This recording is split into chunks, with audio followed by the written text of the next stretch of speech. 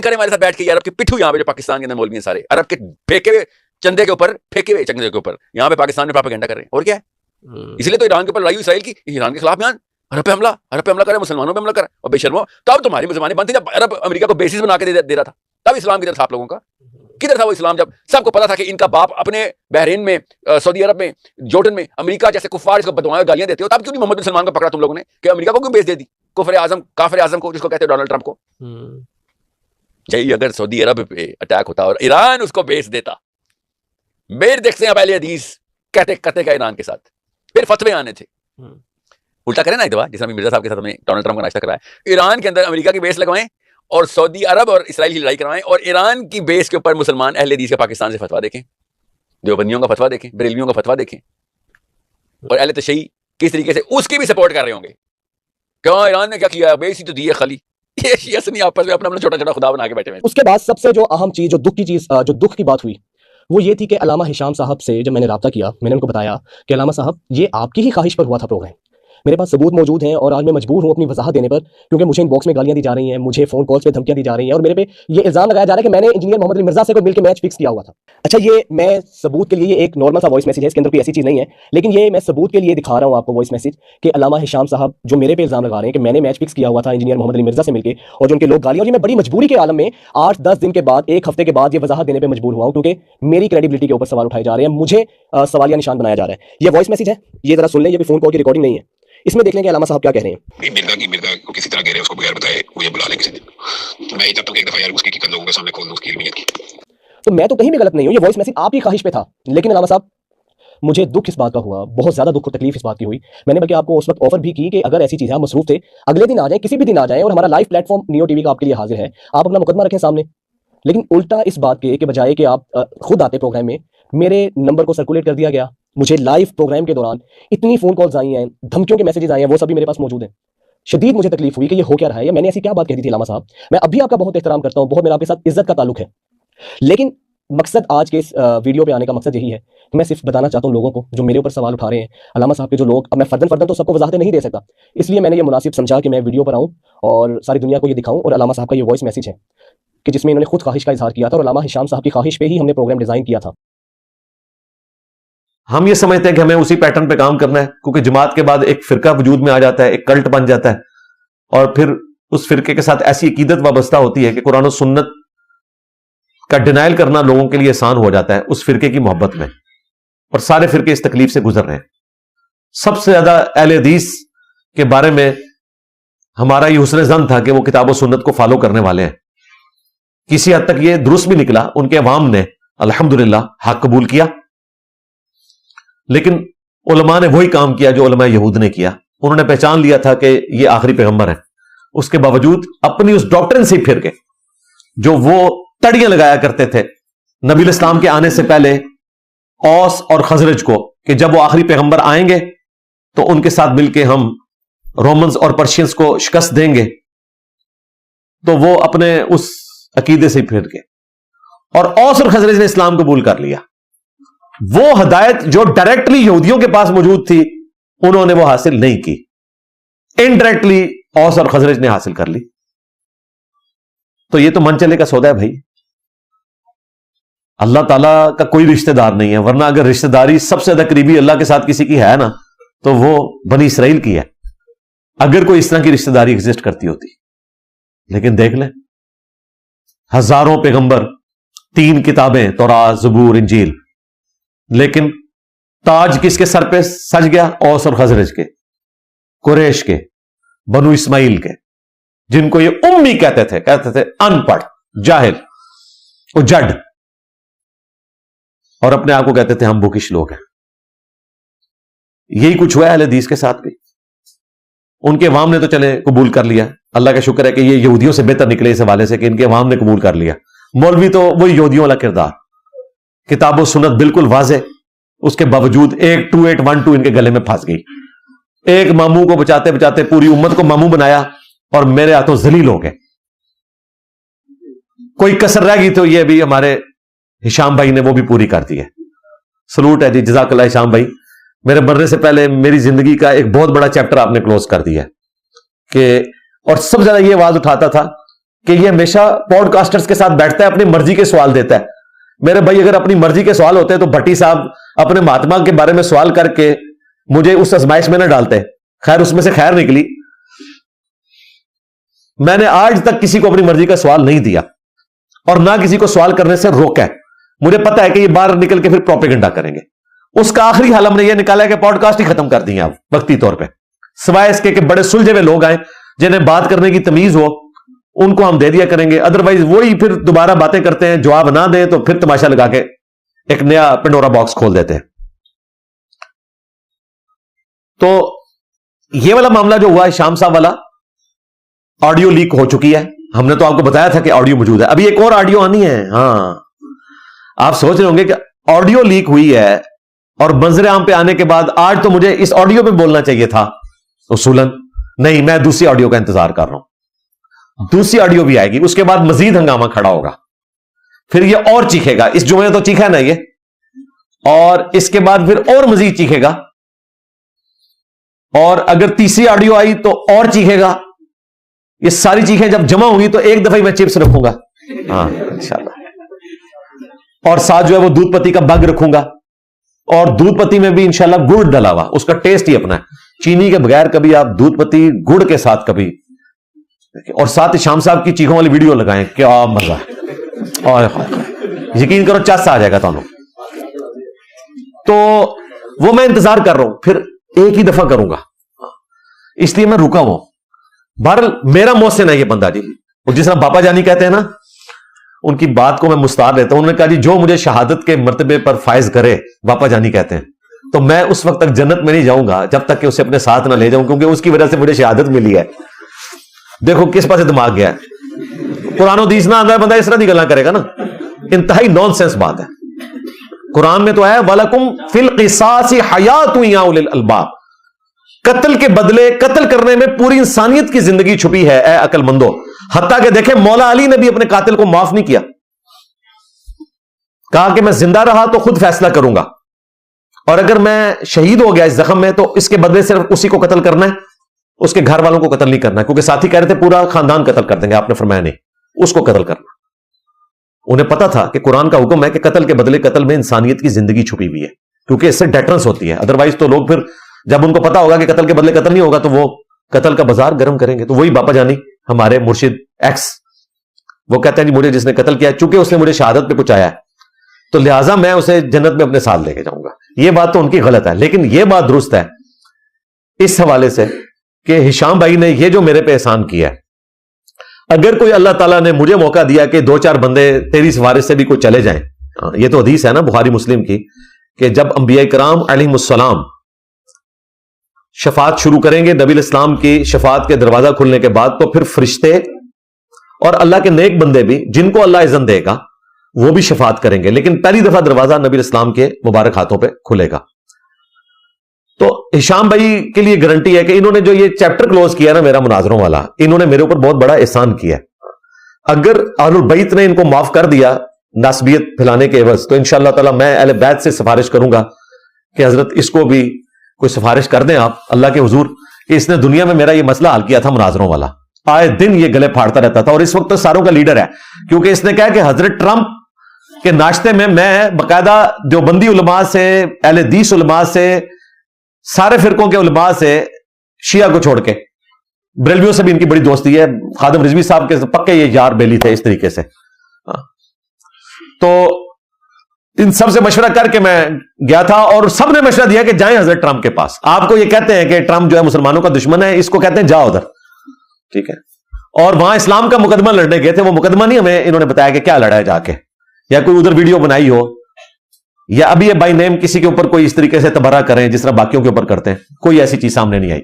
تو میں تو شام صاحب کا شکر گزار ہوں کہ انہوں نے یہ جو اس رمضان میں اپنے بڑے بھائی کے قید ہونے کا فائدہ ہمیں پہنچایا, کہ انہوں نے پروگرام کمٹ کیا, اور اس کے بعد الحمدللہ خود چلے گئے. اور دیکھیں میں نے یہ نہیں کہا کہ میں جیت گیا ہوں, اگرچہ ایکس پارٹی ڈیسیژن ہو چکا ہے میرے حق میں جوڈیشری کے پوائنٹ آف ویو سے, اس کے باوجود میں کہہ رہا ہوں کہ کوئی مسئلہ نہیں ہے.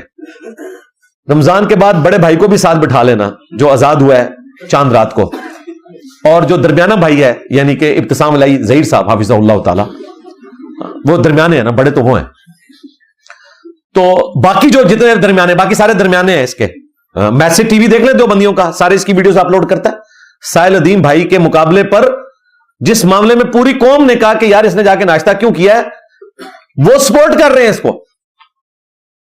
حالانکہ ان کا ابا دیوبندیوں کو کیا سمجھتا تھا, دیوبندی جو ہے اس کے ابے کو کیا سمجھتے تھے, وہ ایک الگ سے چیپٹر ہے.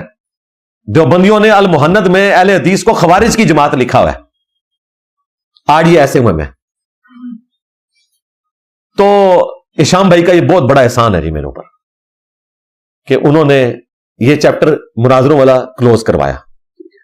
اب وہ جتنی مرضی پھڑکے مارے, جو مرضی کرے, وہی مڑ مڑ کے وہی باتیں کر رہا ہے. جو تو نے کمٹمنٹ کی ہوئی ہے, اب تو جناب آڈیو بھی آ گئی ہے نا, اس میں آپ نے سن لیا نا, اس نے کہا کہ اس کو گھیر گھار کے لے آئے. میں اس کی علمی حیثیت بے نقاب کروں گا. اب یہ کہہ رہا ہے جی میں فلاں چوزا بھیجوں گا, میں فلاں چوزا بھیجوں گا. ہمیں چوزا نہیں چاہیے, مرغا چاہیے. ہاں, اور مرغے نے خود چیلنج دیا ہوا ہے. ہاں, ایک صورت میں ہو سکتا ہے کہ تم مان لے کہ تو ہار گیا, پھر اگلی بات کریں گے انشاءاللہ تعالی. ٹھیک ہے نا جی, بات تو صحیح ہے نا. ہاں, کیونکہ آڈیو لیک ہوئی ہے, اللہ کا شکر ہے. اور یہ آڈیو لیکڈ نہیں ہے, اس نے ریکارڈ کر کے خود بھیجی ہوئی ہے واٹس ایپ. یہ اصل میں نا اس نشے میں تھا کہ انجینئر صاحب نے کون سی دعوت قبول کر لینی ہے, ویسے ہی بھاگ جائے گا. حالانکہ یہ میری پرانی ویڈیوز دیکھتا ہوتا نا غور سے, تو اسے پتا ہوتا کہ اس طرح کی جو کڑکی میرے لیے لگاؤ گے نا, اس میں تمہیں پکڑ لوں گا. کیونکہ اس سے پہلے ان کے ایک درمیانے بھائی کو میں نے پکڑا تھا, پنڈی کے مفتی کو, جب جی ٹی وی والوں نے کہا تھا کہ آن لائن چشتی رسول اللہ پہ مناظرہ ہوگا, تو میں نے اتوار کا بھی انتظار نہیں کیا تھا, جمعے کو ویڈیو بنا دی تھی. اور میں نے کہا تھا ٹھیک ہے میں جی ٹی وی پہ بیٹھنے کے لیے تیار ہوں, لے آؤ اس کو لائیو, سارے لوگ دیکھیں گے. لائیو میں پتہ کیا ہوتا ہے, کوئی بدتمیزی نہیں کر سکتا. ویسے بیٹھ کے جھگڑا کر سکتے ہیں نا, اور طرف لے جائیں گے, دنگا فساد کر دیں گے. لائیو جب میں ادھر بیٹھوں, وہ وہاں بیٹھا ہے, اینکر بیچ میں بیٹھا ہوا ہے, اور نیشنل ٹی وی ہے, تو 10 منٹ اس کو ملیں گے, 10 منٹ مجھے ملیں گے. میں اپنا مقدمہ سامنے رکھوں گا, وہ بھی رکھے گا, لوگوں کو پتہ چل جائے گا کون چبلا مار رہا ہے تو کون قرآن و حدیث پیش کر رہا ہے. تو یہ اس لیے نہیں بیٹھتے ہیں لائیو, ورنہ بھی بیٹھ جائے نا. اس کو اتنی خواہش تھی, اتنے عرصے سے کہہ رہا تھا کہ پوڈ کاسٹر کو بٹھا کے اپنی مرضی کے سوال دیتا ہے, کبھی کسی عالم دین کے ساتھ بیٹھے. اور ابھی تو آڈیو بھی لیک ہو گئی کہ جناب اس کو سامنے ایک دفعہ بٹھائیں, میں اس کی علمی قابلیت جو ہے وہ بے نقاب کر دوں. اور دوسری آڈیو جو لیک نہیں ہوئی ہے, وہ بھی انشاءاللہ تعالی میں نے وجاد بھائی سے کہا کہ وہ بھی چڑھا دے, تاکہ وہ پنجابی میں. اور تیسری بھی ان کے پاس ہے, بال اس کا لبے لباب یہ ہے کہ انہوں نے کہا کہ جی آپ کا میرے اوپر احسان ہوگا کہ اس کو ایک دفعہ سامنے بٹھائیں, تاکہ یہ, یعنی اس سے وہ بھیک مانگ رہا ہے کہ یہ میرے فرقے کے اوپر احسان ہے کہ انجینئر کو کسی طریقے سے بٹھا دے میرے ساتھ. تو اللہ کا شکر ہے, یہ ان کا بہت بڑا احسان ہے کہ ایک چیپٹر ہمیشہ کے لیے کلوز ہو گیا. اب سارے مل کے نا ایک دوسرے کے گلے لگ کے رو رہے ہیں. اور مجھے تو وہ جو اینکر ہے نا, اس نے بتایا, اس نے کہا کہ یہ وہابیوں میں جو دوسرے لوگ اس کے خلاف ہیں نا, وہ مجھے مبارکباد کے میسیجز کر رہے ہیں اور کہہ رہے ہیں کہ بالکل اس کا تکبر آپ نے تھوڑا صحیح کیتا ہے, یہ ہے ہی انجتا ہے. ان کے اپنے فرقے کے جو ان سے تنگ تھے. تو اللہ کا شکر ہے, یہ لائف ٹائم احسان ہے جی انشاءاللہ تعالی. ہماری دعا ہے کہ اللہ تعالیٰ ان کو اس پہ جزائے خیر دیتے ہوئے ناسبیت سے توبہ کرنے کی توفیق دے. قرآن و سنت کے منہج کے اوپر لے کر آئے ان کو. باقی یہ جو مختلف الزامات لگاتا ہے, وہ میں نے کئی دفعہ ویڈیوز میں ریکارڈ کروائے ہوئے, ان کے جو 8-9 الزامات ہر جگہ وہی ریپیٹ کرتا ہے, ہر دفعہ ذلیل ہوتا ہے. وہ میں ان کو ذلیل کرتا رہتا ہوں, کرتا رہا ہوں, کرتا رہوں گا انشاءاللہ تعالی. تو اس لیے میں نے یہ آج مجھے اب ضمن یاد آ گیا کہ کوئی یہ نہ کہ آج ہم نے اس کو ٹاپک نہیں بنایا. اس کے پیچھے ریزن یہ ہے کہ ابھی ان کی چیخیں انجوائے کرنی ہے انشاءاللہ تعالی. 2-3 جمعے اور پڑھائے, ابھی اور کئی ورژن سامنے آئیں گے, بیچ میں کچھ اور مولوی بھی کودیں گے, وہ اس کو سپورٹ کریں گے کہ جی ہمیں بلا لیں, ہم آنے کے لیے تیار ہیں. ہم نے کہا ساروں کے بڑے بڑے جو ہے نا اس طریقے سے, یہ آفر غیر محدود مدت کے لیے ہے. ہاں, ذہن میں رکھیے گا. اور سب کے لیے ہے جو اپنے فرقوں کے بڑے ہیں. وہ ان کو پتہ ہے کون ہے بڑے بڑے. مفتی تقی عثمانی صاحب ہیں دیوبندیوں کے بڑے, مفتی منیب صاحب ہیں بریلویوں کے بڑے. اہل حدیث میں یہ بڑا نہیں تھا, بڑے کا چھوٹو تھا یہ, لیکن چونکہ یہ لائیو آنے کے لیے تیار تھا تو میں نے اس کو ایکسپٹ کر لیا. جس طرح کہ اس سے پہلے سعد رضوی صاحب بڑے نہیں تھے, لیکن وہ انہوں نے خود چیلنج کر دیا تھا, اور مفتی منیب صاحب نے تازہ تازہ کہا تھا کہ جی وہ اپنے پلیٹ فارم سے کرے. تو میں نے کہا ٹھیک ہے. یہاں پہ بریلویوں کے ہاں جو ہے وہ مفتی منیب صاحب بڑے ہیں, اگر وہ نامینیٹ کرنا چاہتے ہیں تو اشرف جلالی صاحب موجود ہیں. آئے دن مجھے قادیانی کہتے رہتے ہیں, کبھی مجھے قادیانی کے ساتھ رافضی بھی بول دیتے ہیں اور کبھی یہود و نصارہ کے ایجنٹ بھی بول دیتے ہیں. اور دیکھیں جب سے انہیں ہمارا زخم لگا ہے آپس میں ایک دوسرے کے خلاف بولنا بھول گئے ہیں. ایسے تھتے ہوئے جے, ہاں تھتے ہو گئے جے. بریلویاں دا اوڑنا بچھوڑنا ہوندا سی وابی گستاخ, ان کو ویڈیو ویکھی جے کتھے, احترام نال گل کرتے ہیں ایک دوسرے نال. دیوبندیوں نے اپنا سارا رخ جو ہے وہ بریلویوں کی طرف کیا ہوتا تھا, قبر پرست فلانا فلانا فلانا. اب سوال بھی ہو جائے تو بڑے احترام کے ساتھ وہ کرتے ہیں, ایک دوسرے کا بڑا خیال رکھتے ہوئے. لیکن میری جیسے ہی گفتگو شروع ہوتی ہے چاک چھوٹ جاتی ہے نا دی, اور جناب ایسا بڑا غام انہوں نے لگا, اتحاد امت ہو گیا, آپس ہی اتحاد کر لیا نا انہوں نے. الحمدللہ اللہ کا شکر ہے. تو وہ جب موقع آئے گا یہ آڈیوز جو ہیں وہ لیک ہو جائیں پھر انشاءاللہ اس پہ بھی گفتگو کریں گے.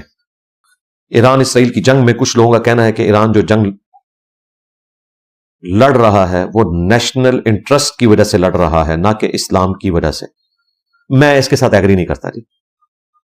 خامنائی صاحب نے کہا تھا کہ ہمیں اسلام کی خاطر پورا ایران بھی قربان کرنا پڑا تو ہم کریں گے. اگر نیشنل انٹرسٹ ہوتا تو وہ یہ جملہ کبھی نہ بولتے. یہ ان کا جملہ ریکارڈڈ ہے کہ میں پورا ایران قتل کروا لوں گا اسلام کی خاطر. ایران کی خاطر تو نہیں ایران قتل ہو رہا ہوگا نا, جب ایران کے لوگ ہی قتل ہو گئے تو ایران کو چاٹنا ہے کسی نے.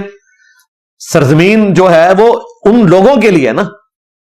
آج آپ کو لوگ کہانیاں کروا رہے ہوتے ہیں جناب, وہ ڈاکٹر اقبال صاحب ان کو ایک شعر لکھ کے دے گئے ہیں, ان تازہ خداؤں میں بڑا سب سے وطن ہے,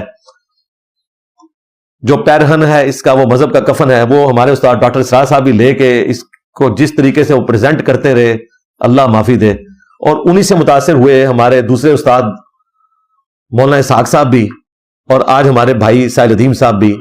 اللہ کے بندو, آپ وطن کو ورسز اسلام کیوں لے کے آتے ہو؟ یہ تک ہی نہیں بنتا. یہ دو مختلف چیزیں جو ایک دوسرے کے مد مقابل نہیں ہیں. یہ پاکستان کی حفاظت کیا اس زمین کے ٹکڑے کی حفاظت ہوتی ہے یا یہاں پہ رہنے والے 25 کروڑ عوام کی حفاظت ہوتی ہے؟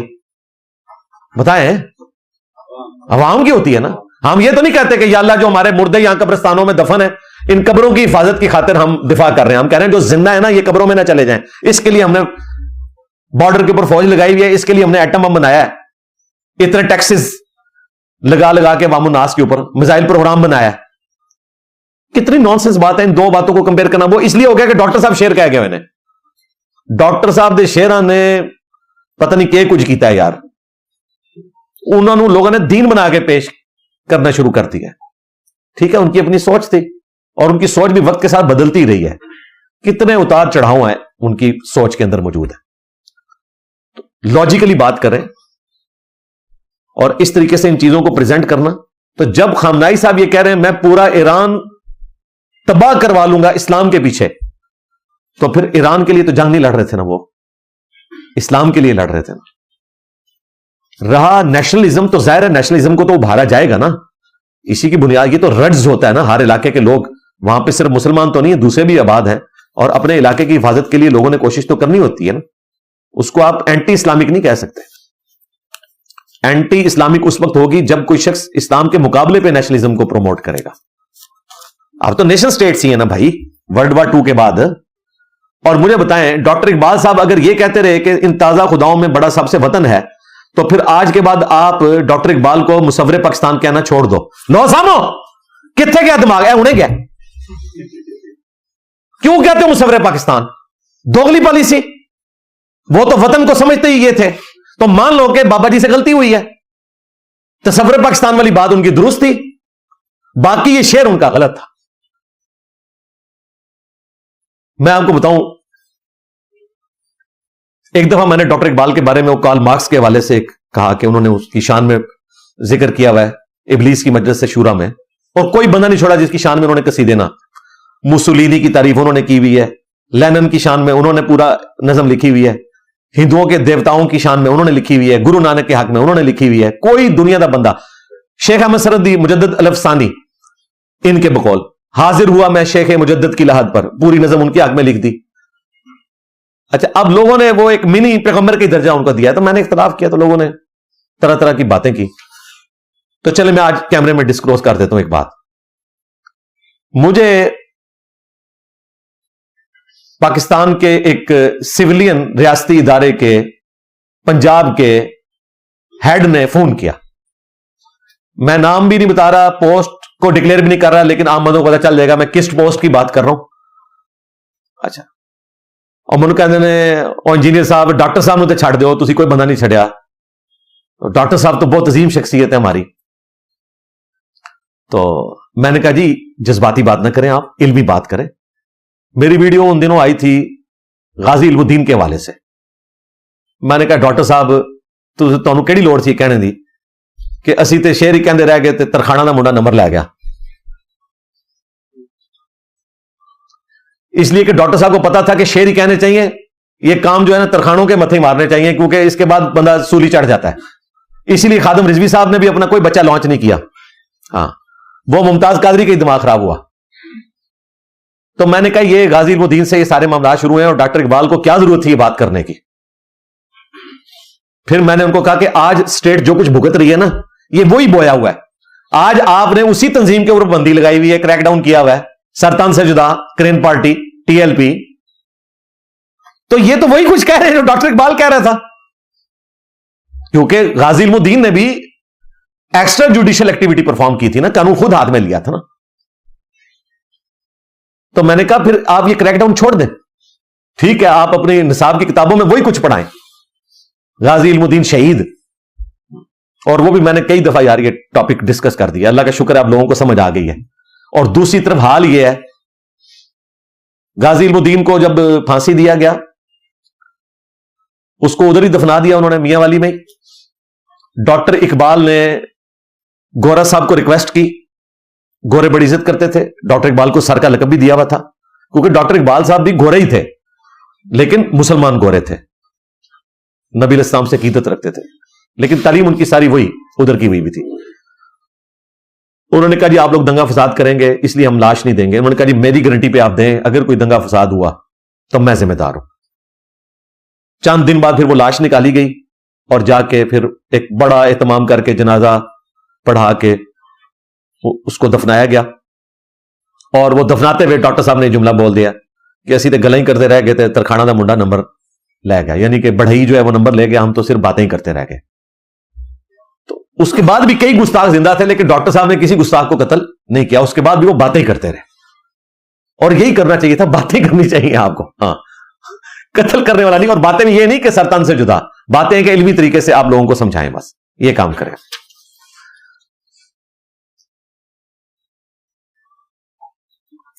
आप हजरत डीजल, हजरत नीत्शे वगैरह का जिक्र करते हैं, जबकि अल-ख्वारिज़मी, इब्न सीना, जाबिर बिन हय्यान, उनका भी जिक्र कर दिया करें। जी मैं करता हूं, बिल्कुल करता हूं। अल-ख्वारिज़मी का करता हूं, शिया था, हाँ, सुन्नियों के नजदीक तो मुसलमान भी नहीं था।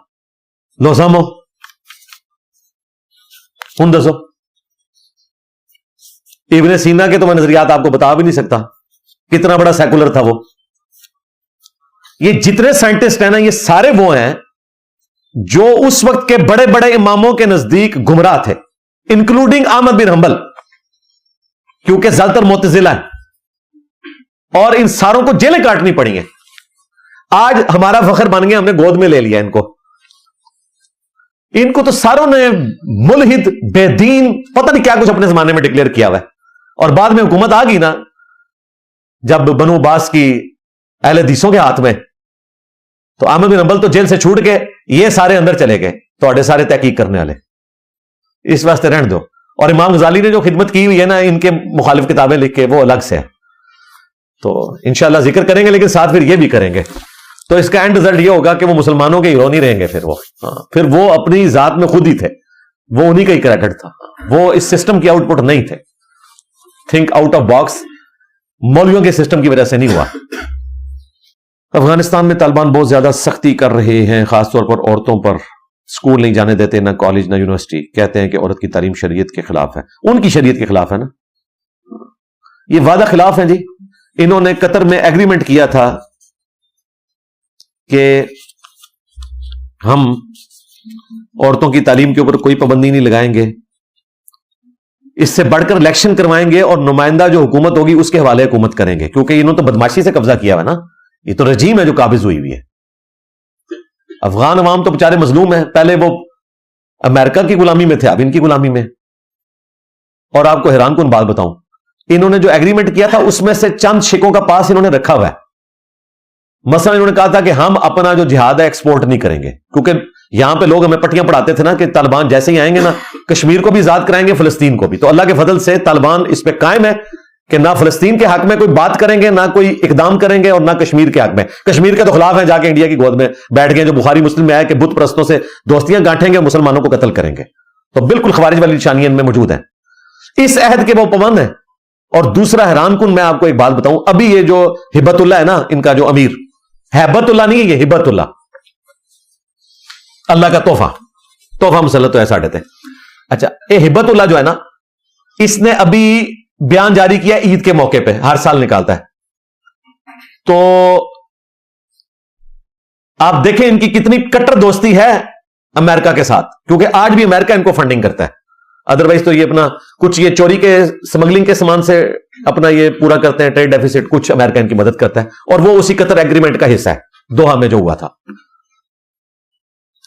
ताजा जो उसका इस ईद पे 1447 हिजरी छोटी ईद के ऊपर बयान आया ना, उसमें उसने पाकिस्तान को धमकी लगाई हुई है कि हमने तो नेटो को शिकस्त दी थी, तो पाकिस्तान क्या चीज है। अमेरिका का नाम भी नहीं लिया। पहले इन्होंने सारे चंदे इसी पे इकट्ठे किए कि हम दुनिया की सबसे बड़ी ताकत अमेरिका से लड़ रहे हैं। यहां लोगों का दिमाग खराब किया एंटी अमेरिका नारे लगा के, वही ना, हम कोई गुलाम है, इनको कुछ नहीं। हाँ। अच्छा, और इसमें क्या, मौलाना फजलुर रहमान साहब, उनकी तो वो लीक हुई थी, उन्होंने अमेरिकन सफीर को कहा था कि हमें भी कभी चेक करें। हाँ। जी, आप वाकई गुलाम हैं, आप माने ना माने आप सब गुलाम हैं, कोई शक नहीं। अच्छा, अब हुआ क्या, उस बयान में इन्होंने कहा कि नेटो को हमने शिकस्त दे दी है, तो पाकिस्तान क्या चीज है। कहना चाहिए था हमने अमेरिका को शिकस्त दी है।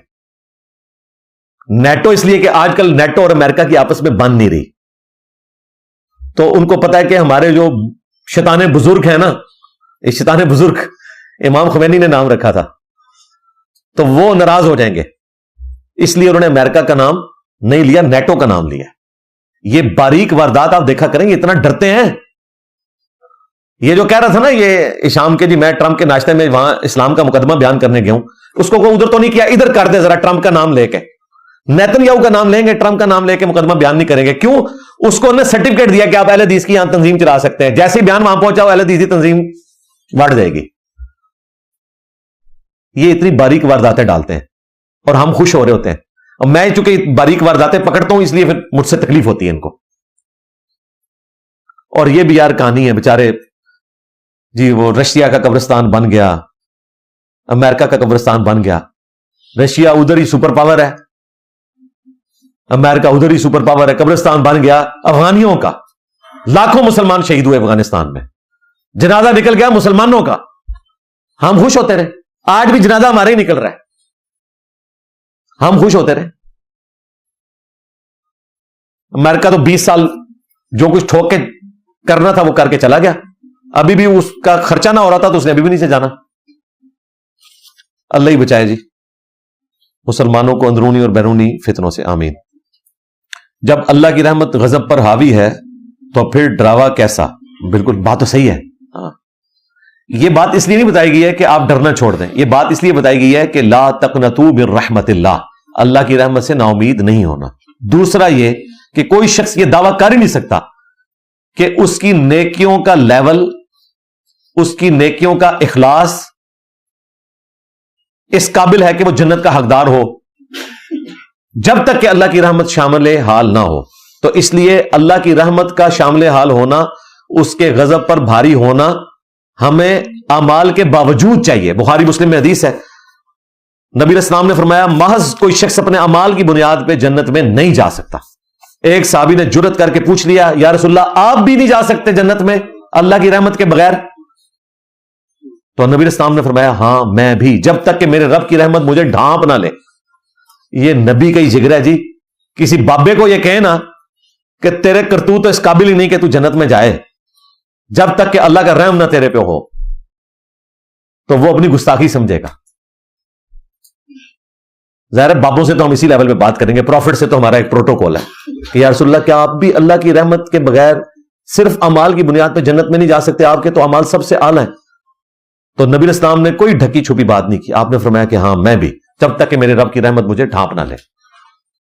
اب مجھے بتائیں, اس کے ہوتے ہوئے کوئی شخص یہ متکبرانہ جملہ بول سکتا ہے کہ قیامت تک میرے جتنے مرید ہیں جو میرے نام لیوا ہوں گے, مجھے اللہ تعالیٰ نے رجسٹر دے دیا جس میں ساروں کے نام لکھے ہوئے ہیں, میں اس وقت تک جنت میں نہیں جاؤں گا جب تک ان ساروں کو لے نہ جاؤں.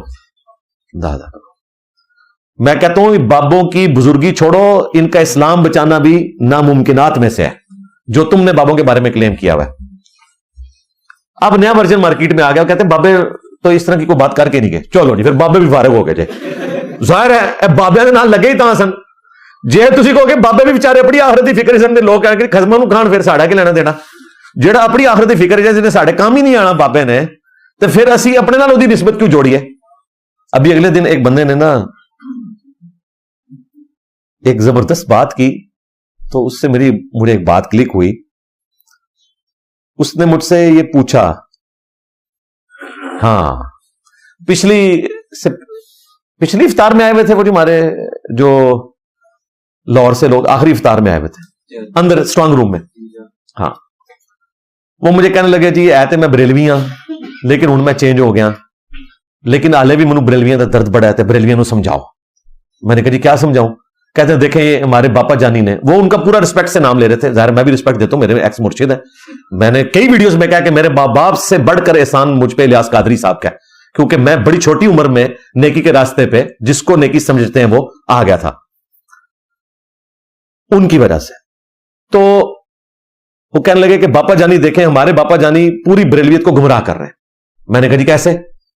کہتے ہیں دیکھ یہ کہتے ہیں صلو علی الحبیب, اور آگے سے لوگ کہتے ہیں صلی اللہ علی محمد, تو یہ آدھا درود پڑھ رہے ہیں, یہ پوری بریلویت کو گمراہ کر رہے ہیں. تو آپ ان کو سمجھائیں کہ شیعہ تو پورا درود پڑھتے ہیں اللہم صلی علی محمد وعلی آل محمد, اہل حدیث بھی پورا درود پڑھتے ہیں اللہم صلی علی محمد وعلی آل محمد کما صلیت علی ابراہیم آنورڈ, یا صلی اللہ علیہ وآلہ وسلم, اور باپا جانی جو ہیں وہ پڑھتے ہیں صلی اللہ علی محمد. تو ان کو سمجھائیں کہ یہ پڑھیں صلی اللہ علی محمد و آلہ, ٹھیک ہے, پورا درود کریں. ظاہر نماز میں ہم آل کے سمیت پڑھتے ہیں, بخاری میں موجود ہے. یا رسول اللہ آپ نے سلام ہمیں سکھایا السلام علیکہ ایھا النبی, ہمیں بتائیں ہم آپ اور آپ کے اہل البیت پر درود کیسے پڑھیں. تو بخاری مسلم کے الفاظ ہیں, نبی اسلام نے درود ابراہیمی تعلیم فرمایا. تو ان کا ویڈیو میں ذکر کریں, تو میں آج مجھے وہ ضمناً یاد آ گیا. تو وہ مجھے ساتھ ہی کہنے لگے دیکھیں باپا جانی نے کیا کام ڈالا ہے, یہ اپنے مریدوں کے ساتھ اتاری لکھواتے ہیں اپنی نسبت کی وجہ سے, اتاری لکھواتے ہیں. تو میں نے کہا باپا جانی کا کوئی قصور نہیں ہے, ان کے بڑوں نے بھی یہی کیا, اور وہ یہ گلا کر رہے تھے کہ قادری لفظ کو ہٹا کے نا اتاری لگا دیا. یہ حقیقت ہے, یہ میرے سامنے ہوا ہے. 2001 سے پہلے تک قادری لکھا جاتا تھا, قادری رضوی, رضوی احمد صاحب بریلوی صاحب کی نسبت سے. ہم بھی لکھتے تھے, میری پرانی جو کتابیں ان میں لکھا ہوا ہے قادری رضوی. پھر 2001 میں انہوں نے اناؤنسمنٹ کی کہ جی اتنی لمبی دھومیں لگانے کی بجائے, کیونکہ ضیائی بھی لکھنا پڑتا تھا, ضیاء الدین مدنی کے یہ خلیفہ ہیں, وہ کہتے ہیں 3-4 کی بجائے اتاری لکھو. تو اتاری کا مطلب یہی ہے کہ یہ قادری بھی ہے, ضیائی بھی ہے, رضوی بھی ہے. بات تو صحیح ہے. یعنی اگر آپ پاکستانی لکھیں گے تو انڈرسٹوڈ ہے کہ وہ پنجاب کا بھی رہنے والا ہے, اور اس کے بعد وہ لاہور کا بھی رہنے والا ہے, اور اس کے اندر اگر کسی تحصیل کا رہنے والا بھی ہے تو وہ ضرورت نہیں پاکستانی لکھ دیا تو مطلب ہے کہ سارا کچھ بیچ میں ہو گیا. یا وائس ورثہ بھی ہو سکتا ہے, اگر کوئی اپنے نام کے ساتھ لکھ دیتا ہے لاہوری تو پنجابی بھی ہو گیا, لاہور کا بھی ہو گیا, پاکستانی بھی ہو گیا. انڈرسٹوڈ ہے. تو وہ کہتے ہیں یہ اتاری لکھوا رہے. تو میں نے کہا ان کا کوئی قصور نہیں, ان کے بڑوں نے بھی یہی کیا. میں نے کہا آپ کے خیال میں کیا لکھنا چاہیے؟ وہ کہتے ہیں جی قادری لکھنا چاہیے. میں نے کہا ہاں ہوں آئے ہو نا داڑھ تھلے. میں نے کہا قادری سلسلہ تو ہے ہی کوئی نہیں تھا. کشف المعجوب اٹھا کے دیکھیں, تصوف کے 12 سلسلے ہیں. علی بن عثمان حجویری نے تصوف کے اہل سنت میں 12 سلسلے لکھے ہیں, ان میں قادری سلسلہ ہے ہی نہیں. وہ کہاں سے ہونا تھا؟ عبد القادر جیلانی جو ہے وہ ان کے فوت ہونے کے بعد تو پیدا ہوئے ہیں. عبد القادر جیلانی کا جو سن پیدائش ہے نا 471 ہجری ہے, اور علی بن عثمان حجویری 465 ہجری میں ان کی پیدائش سے 6 سال پہلے فوت ہو گئے تھے. उनके 6 साल के बाद अब्दुल कादिर जिलानी पैदा हुए हैं, फिर लंबी उम्र पाई, 90 साल के फौत हुए 561 हिजरी में। तो ज़ाहिर अली बिन उस्मान अजमेरी ने कादरी सिलसिला कहां से लिखना था? कादरी सिलसिला असल में जुनैदी सिलसिला था, जुनैद बगदादी की निस्बत से, और वो सिलसिला जुनैदी आपको कश्फुल महजूब में मिलेगा। और खुद अली बिन उस्मान अजमेरी भी जुनैदी सिलसिले से हैं, और अब्दुल कादिर जिलानी भी जुनैदी हैं, क्योंकि अब्दुल कादिर जिलानी के जो पीरों के पीर हैं वो जुनैद बगदादी के खलीफा हैं। जुनैद बगदादी खलीफा हैं अबू बकर शिबली के, वो खलीफा हैं मारूफ करखी के, और वो खलीफा हैं दाऊताई के, और वो खलीफा हैं हबीब अल अजमी के, और वो खलीफा हैं हसन बसरी के, और उनका दावा है कि मैं मौला अली का मुरीद हूं। ये पूरा शजरा मैंने जो बयान किया ये कश्फुल महजूब में लिखा हुआ है। अब मुझे बताएं, जुनैदी सिलसिला था, अब्दुल कादिर जिलानी आए, उन्होंने जनाब जुनैदी हटा के बीच में कादरी दाखिल कर दिया, तो मेरे बाबा जानी का राइट नहीं है कि वह तारी दाखिल करें?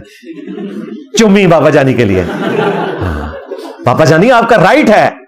अगर अब्दुल कादिर जिलानी का यह राइट था ना कि वो जुनैदी को खत्म करके कादरी लिखवाते, तो आपका भी राइट है, आप सबको खत्म करें, अतारी लगाएं। बिल्कुल मैं ताड़े नाल हां, काम चुप के रखो बाबा जानी।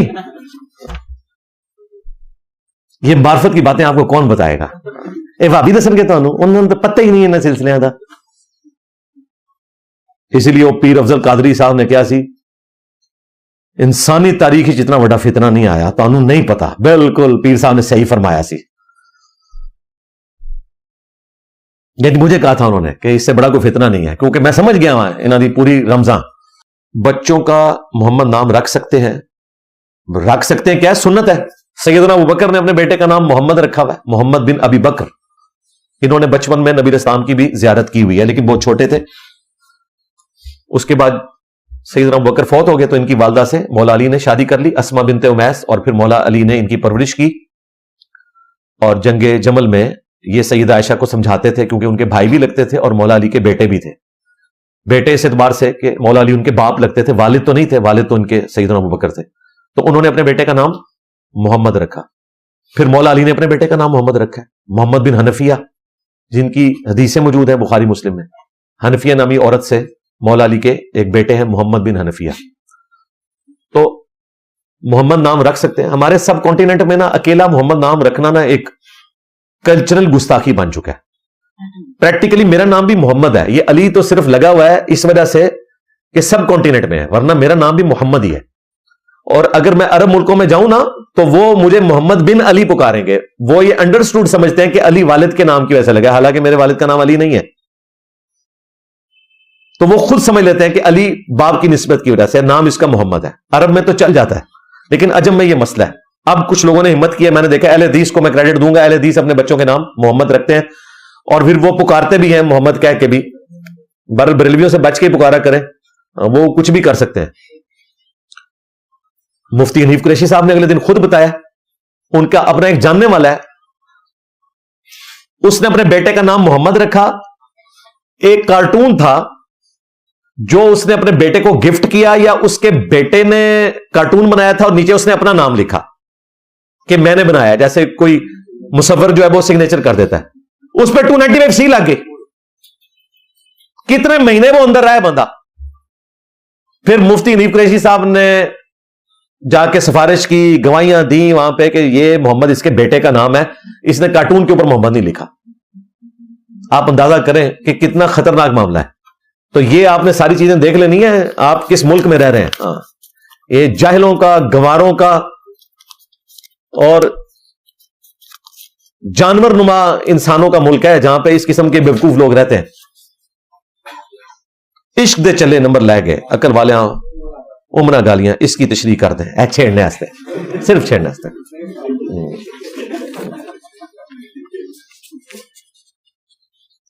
इश्क दे चले इत्थे भी जलील होए मेरे इथों, अगे भी जलील ही होंगे। हाँ, और अकल वाले यहां भी बाजी ले गए, और बाजी ले गए ना, मैं नबी सा है ही कोई नहीं, तेरे बाबे थे शाह ही कोई नहीं। ये अकल की बाजी है इश्क के ऊपर।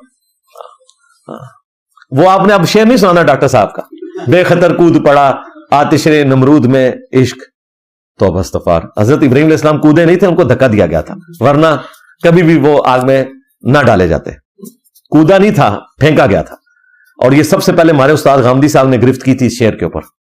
ये उन्होंने थिंक आउट ऑफ बॉक्स किया, तो उससे मुझे फिर सोचने का मौका मिला कि यार इस किस्म के शेर क्या कि आप लोगों को इश्क और अक्ल का मुकाबला ही नहीं है। कुरान में तो अक्ल ही को बुनियाद बताया गया है, और इश्क नाम का तो लफ्ज ही कोई नहीं, मोहब्बत है। इश्क ज़ाहिर है उसी की सुपरलेटिव डिग्री के तौर पे लोग प्रेजेंट करते हैं। हम उस झगड़े में नहीं पढ़ते कि इश्क रसूल लफ्ज गलत है और मोहब्बत रसूल कहना चाहिए, वो एक इल्मी बहस है, उनमें नहीं पढ़ने की जरूरत। लेकिन अक्ल की बुनियाद पे ही सब कुछ चल रहा है भाई। अंबिया की विरासत जो है अक्ल है। इश्क वालों में तो इल्म होता ही कोई नहीं, इल्मु बस करियो यार। और कुरान और सुन्नत हमें कह रहे हैं, कुल हल यस्तविल्लज़ीना यअलमून वल्लज़ीना ला यअलमून इन्नमा यतज़क्करु उलुल अलबाब। ऐ नबी तुम फरमाओ कि इल्म वाले और बगैर इल्म वाले बराबर नहीं हो सकते। नसीहत तो हासिल नहीं करते मगर अक्ल वाले। तो कुरान अक्ल वाला किसको कह रहा है? इल्म वालों को। इश्क को ये वैसे सही लिखा है, इश्क दे चले ही होने ने, चले ने ना उन्होंने इल्म तक को नहीं ना, ते चले ही ने ना। तो कुरान तो कह रहा है भाई इल्म वाले। नबी इस्लाम को एक दुआ सिखाई गई क्रिटिकल, कुल रब्बि ज़िदनी इल्मा। ऐ नबी आप भी दुआ किया करें, ऐ मेरे रब मेरे इल्म में इजाफा कर दे, मेरे इश्क में इजाफा कर दे, मेरे जुनून में इजाफा कर दे। नहीं, इल्म में। इल्म और अक्ल ये दोनों एक समझ ले कंबाइंड चीजें हैं, एक दूसरे के साथ जुड़ी हुई हैं। और इश्क और चल्लापन ये भी लाज़िम मलज़ूम है। ठीक है, अगर अल्लाह की जात के बगैर कुछ नहीं होता तो गुनाहों की सजा क्यों मिलेगी? नहीं, अल्लाह ने तो नहीं कहा आप गुनाह करें। अल्लाह ने खुली छुट्टी दी हुई है और साथ कहा कि मैं पकड़ लूंगा। ये मसला तकदीर है, इसमें मेरी तफसीली वीडियो रिकॉर्ड है, वो आप देख लें। अभी कुछ पर्चियां बाकी हैं, इंशाल्लाह इनको अगली दफा कर लेंगे क्योंकि ऑलरेडी काफी टाइम ऊपर हो चुका है। वो शाम भाई ने टाइम ले लिया ना, वरना ये मेरी 8-10 पर्चियां और कवर हो जानी थी और वो करना जरूरी था। लोग तो तैयारी में बैठे होते हैं ना, तो करंट अफेयर है, बाकी तो मैं सारे कुछ रिकॉर्ड करा बैठा हूं, उनमें करंट अफेयर तो ही बोलना है और उसी में ही टेस्ट है ना सुनने का भी। आप देख लें 5-5 मिलियन तक सब्सक्राइबर्स हैं बाज लोगों के, 4 मिलियन 3 मिलियन। व्यूअरशिप कितनी है? 1500, 2000, 2500, 3000। इतने सोने सोने थंबनेल बने हैं प्रोफेशनल किस्म के। और उन्हें फिर कहते हैं जिनकी अपनी तादाद करोड़ों में है और उनके वायद वो टॉप के मुफ्तियां और उलमा हैं, नहीं लोग देखते। उसकी वजह यह है कि उनके पास वही कहानियां, वही गिले शिकवे। हां, कभी मेरी कोई तस्वीर लगा दें, कोई थोड़े ज्यादा व्यूज मिल जाते हैं। तो हमने उनको भी रिक्वेस्ट की कि करंट अफेयर्स पे बोला करें, उम्मत को गाइड करें कि इस सूरत हाल में आपने क्या करना है। वो गाइड करने के लिए आते हैं कि जी 1 लाख बंदा जनाब साडा तैयार है फलस्तीन जाने वास्ते, ए गाइड करना आते थे। हाँ, 1 लाख बंदा उसे खड़ के करना है जिन्होंने ट्रेनिंग नहीं दी हुई, एवं कहानी छड़ दी। और साडे हाफिज ताहिर अशरफी साहब 30 लाख मदारस के स्टूडेंट तैयार हैं। एक मदरसा चलाता है वो भी, मतलब वो पार्टनर है, चलाना भी कोई नहीं उस बेचारे भी, पूरे एक मदरसा सिर्फ पूरे पाकिस्तान 3 लाख। और जिन्हें को सारे मदरसे ना, मैंगल साहब ने कहा यार 3 लाख तो सारे रल के नहीं इकट्ठे कर सकते, तू कर लगे तू कर रहे हैं। हालांकि वहां बरेलवी देवबंदी वाले 10 सारे बैठे हुए थे। कहानियां तो इस तरह की जज्बाती बातें होती रहती हैं।